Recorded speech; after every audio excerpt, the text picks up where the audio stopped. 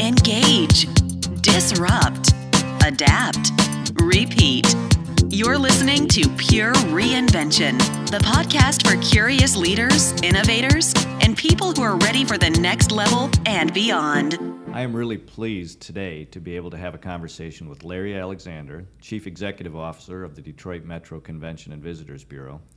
I've been fortunate to have been able to spend time with Larry and for Larry to share with me his observations on what is happening in the city of Detroit most recently as it has gone through its reinvention.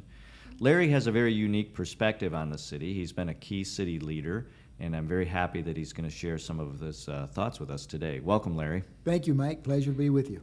Larry, as you and I have spent some time in the city of Detroit, and certainly as I've leaned on you for your experiences within the city of Detroit, one of the real key characteristics that struck me as we initially began our relationship together was you sharing with me the important characteristic that Detroit would need to have to deal with, and that was you felt bankruptcy for the city was necessary for it to start to reinvent itself. Can you share with me why you felt that was so important for the city to have that decision made for it to move forward, and how you've perhaps seen other examples of where there's been a significant reason for a business or an entity or even a person to change? Sure, okay. Well, first of all, I think it's important to say that there's no question that through a bankruptcy, a lot of people suffer. Individuals suffer, organizations suffer, reputation suffers, financial constituents that are part of this destination suffer. So I don't take anything away from the fact that this is something that's really hard for individuals and companies and organizations to go through. However, I've always believed that if you look at where the city has been and look at where it needs to go, this was a critical component to allow the city to reinvent itself and to basically get a clean balance sheet in order to move forward. There's no question there were a lot of poor decisions that have been made in the past, and this is or was an opportunity to right some of those wrongs, to go back and correct some of those poor decisions, and to get the city on the right path for the future. Let me digress for a minute and say that this is not the first time Detroit has reinvented itself. When we were conducting our strategic analysis to prepare for ASAE, we uncovered, as you may well remember, that about every 100 years, Detroit does reinvent itself. We're at that 100-year mark again, with celebrating 313 years this year. And you can go back in time and see the many times that Detroit has gone through this process. And so here we are at this stage, reinventing ourselves financially.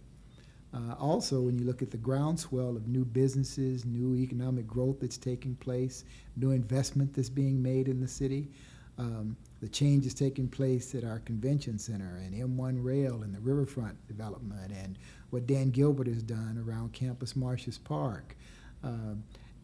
It's all just this groundswell of new creative things that are happening to give this city an opportunity to be different, to move into the next generation of what the city will have to offer and how it will attract residents, how it will attract visitors, how it will create itself for the next millennium. Larry, do you feel that the bankruptcy was the signal that needed to be sent out into the marketplace, that now we know where the bottom is, and now the investors, as you started to describe them, the people that are putting energy and money into the city now felt like they knew where things were and they could start investing knowing it was going to start building back up again? I think there's no question that was important and it had to happen. You don't, until you hit rock bottom, you can't rebuild, you can't rebound. And I think, unfortunately, the city had to hit that rock bottom stage so that it could rebound and come back and be stronger. Yes. And there's no question that this city will be stronger as a result of this. I've also said that even through this process, Detroit's being a leader. When you look at other destinations, other cities, other states that are looking at Detroit and quietly saying, is Detroit going to make this happen? Is Detroit going to get through this? Because if we do, when we do, not if, but when we do, I think there'll be many other cities and some states that say if Detroit did it, we should consider doing that. A very interesting perspective that somehow in this reinvention process that we are learning about and beginning to see has a lot of application, one of the things it does tend to do is it tends to take the new entity and put it in a leadership role. Because where it might have been struggling before, when you reinvent it, especially if you reinvent it into a new space, as you're suggesting Detroit is doing, it now goes all of a sudden from being perhaps a laggard to a key leader showing the way for many others. And those are very different characteristics for a business or a city to exhibit. True, very true. So in light of then having these new characteristics of leadership that start to emerge as one of the roles in reinvention, share your thoughts regarding how some of the key owners, some of the key investors of the city, how important it is that there be ownership of reinvention, ownership to take the entity, in this case the city of Detroit, forward, and make those investments and make it a comfortable or safe place for others to then follow with their investments. Well, first of all, there has to be an acceptance that the past wasn't working. And I think you find that whether it's on the political side or the corporate side, there was an acceptance of reality. And the reality was that the past had to change.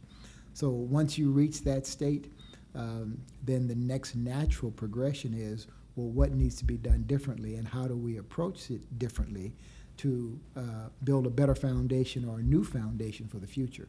And that's what you see being done around this city. New foundations are being put in place not only on the political side, but the corporate side, the civic side. There's a new corporation that's underway between not only people in the downtown core, but in the region as a whole, to be sure that the core city is strong and that it is progressive and moves ahead in the right direction. There's an acceptance that you can't be 1.8 million people in population anymore, and that the 139 square miles that the city used to occupy is not there to be occupied anymore. So 700,000, smaller city with a tighter package can be a good thing, and is a good thing moving forward. So you come out smaller but stronger and better, and you take on new cultural attractions or assets. You take on new manufacturing bases.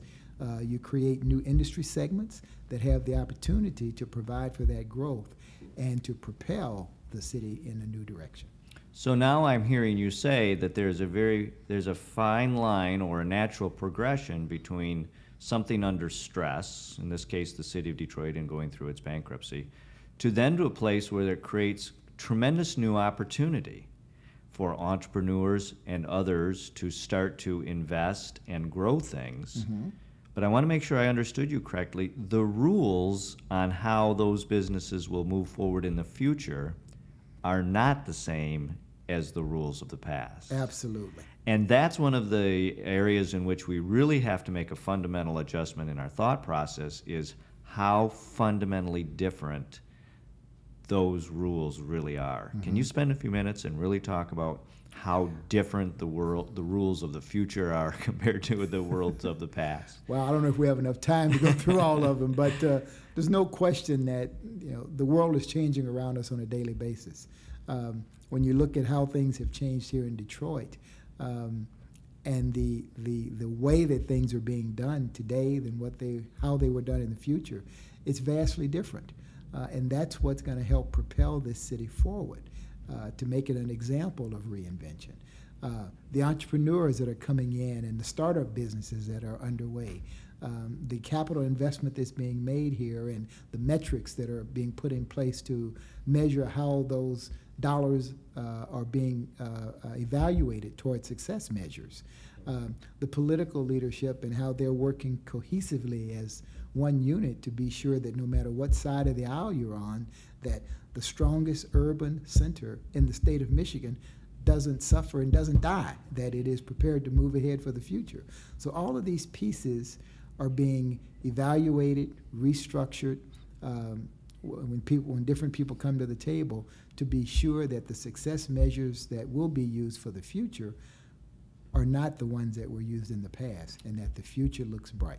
We know that one of the most difficult transitions for people to make during this process is the dramatic new way of thinking that has to take place. As a key leader in this city, what kind of characteristics do you start to see emerging in the leaders of the future? That as you look at the leadership characteristics and you start to give advice and guidance to new and emerging leaders on how to lead in this new time period, what are those key characteristics that you're encouraging those people to understand and embrace? Well, one of the first ones is the importance of diversity and understanding how diversity brings much different thinking to the table. It's important to have a number of different groups be a part of the reinvention process because no matter what cultural base you are from, no matter what your cultural background, you have a knowledge base. And it's the blending and the melding of those knowledge bases in the reinvention process that helps the city or any organization move forward at a much rapid pace. You know, that's very interesting because associations, communities, are in many ways, they attract together. Historically, they have attracted together because they've been the same. And now what you're describing is the real richness of success going forward is actually to encourage what we don't do naturally ourselves, which is create the kind of diversity of thought and experience necessary to take advantage of the collective wisdom of the group, not the same wisdom. Exactly. And I think if you go back and if someone conducted a study and did a comparison of growth, whether it be in organizations or businesses or cities, and compared those that have embraced diversity and the cultural richness that diversity brings to the table, both in knowledge, expertise, financial review, whatever it may be, to those that have not, I think you'll find that those that have embraced that have grown and moved ahead much faster than those that haven't. So how does one begin to embrace diversity? It's one thing to say, I embrace diversity. I think you would agree with me. It's different to behave and embrace diversity. Can you share with me how one starts to embrace the behavior necessary to be open to diversity? Because they're different than words. It's much different than words. It's very easy to say, yes, we embrace diversity. It's another thing to live it and implement it. And the implementation factor is, I think, the critical components for success. You embrace it by at least accepting that it is reality, and it has to be part of your foundation. It has to be part of your culture, your business culture, no matter what it may be. And once you get to that point, then it's being sure that every individual in the organization is willing to accept it and be a part of the diversity process in their thinking, in their mindset, in the hiring practices, whatever it may be. But it really is being sure that the culture embraces it and understands it. The implementation then becomes kind of secondary. It's not something you have to push to make happen. It's a natural progression process. And I think that's what makes the diversity process real, when it is just part of the natural ongoing discussion and the reality of an organization or a business that takes place. What you're describing for me is something that I've been very interested in. It seems like many leaders feel like one of their roles is to control. What what you are teaching me today is that one of the key roles of a leader is to let go and allow for the differences to propel the business, the association, or the city forward, and to not control the outcome. Let the outcome be a natural development of the diversity that you've put into the business. And Mike, I would describe that as a major key component between leadership and management. Leadership is setting the direction, opening the door, communicating the goal, and allowing individuals to go through that door and accomplish the goals in their own way, as long as they hit the goal. Management is controlling the way it's done, how it's done, and controlling every step along the way. It takes a lot longer and a lot more work than the leadership aspect. Leadership is a major distinction, and that's the way to move forward at a greater pace. Larry, I want to wrap up our conversation by asking you to explain how you have been able to regionalize some activities within the city as opposed to historically how decisions have been made. You are leading a regional authority and to dramatically change a significant asset within the city. My understanding from you is that this change has had a lot of significance on why this asset is now moving forward at a very rapid pace and will be one of the real key cornerstones of the city as it reinvents itself. I'm not as much interested in the asset as I am in how you were able to create this more regional, diverse decision-making model that allowed for people to take ownership, which I understood was a key in reinvention. Yes. The new deliverable, and actually, in a way, diluted out control by creating a more regional decision-making body. Yet, I believe you're going to tell me it really works. You phrase that very nicely. But yes, I happen to be the state appointee and the chair for the Detroit Regional Convention Facility Authority. It is a 5-member authority that was put in place to oversee and guide the transformation of our convention center. There's an appointee from each of the counties, Oakland, Wayne, and Macomb, one from the city and one from the state. One of the key components in the legislation is that all 5 of us have to agree. It can't be a simple 3-2 or 4-1 vote. If all 5 don't agree, it doesn't get done.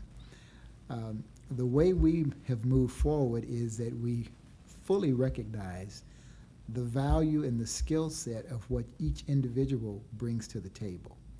Not necessarily what county they're from or what geographical footprint they represent, but the skill set that they bring to the total as a whole.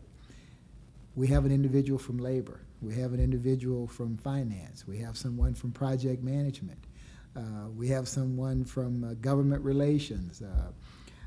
We have someone that has sales and marketing and leadership and management. So if there's an issue in labor, we turn to the labor person and we say, what do you recommend? And then when that person tells us what their knowledge base has shown them is the correct approach, we accept it because there's a faith and there's a trust and there's an understanding that the rest of us don't know, he does know, so we accept that and we move forward based on that recommendation. The same thing with our financial piece. The financial person will tell us what the appropriate steps are. We accept that and we move forward. So there's this understanding that we are stronger as a whole from the group standpoint as opposed to the individual. There's not one individual that overshadows all. I may have the title of chairman, but the 5 of us speak as one. You know, it's just a phenomenal thought process to listen to, and we're coming to the end of the end of this segment in visiting with Larry Alexander.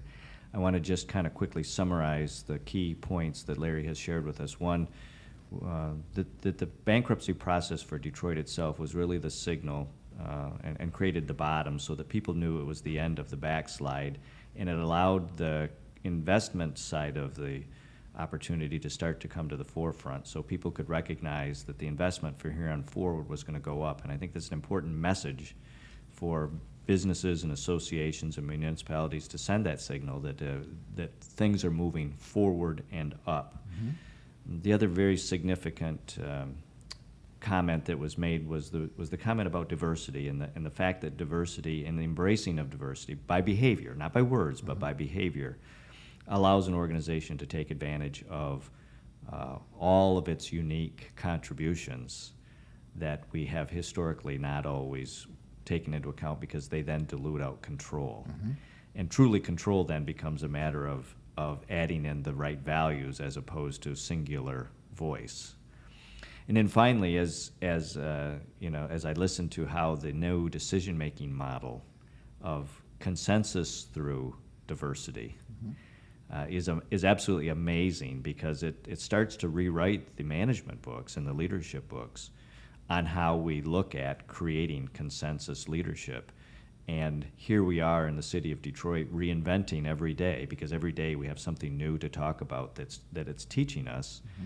Yet what we're really starting to do is completely rewrite some of the key characteristics that you've taught us today. It's a great summation. I want to thank you very much for your time sharing some of your observations, and I'm very hopeful we'll get a chance to do this again very, very soon. I'll look forward to it. Thank you for the opportunity. Thank you, Larry.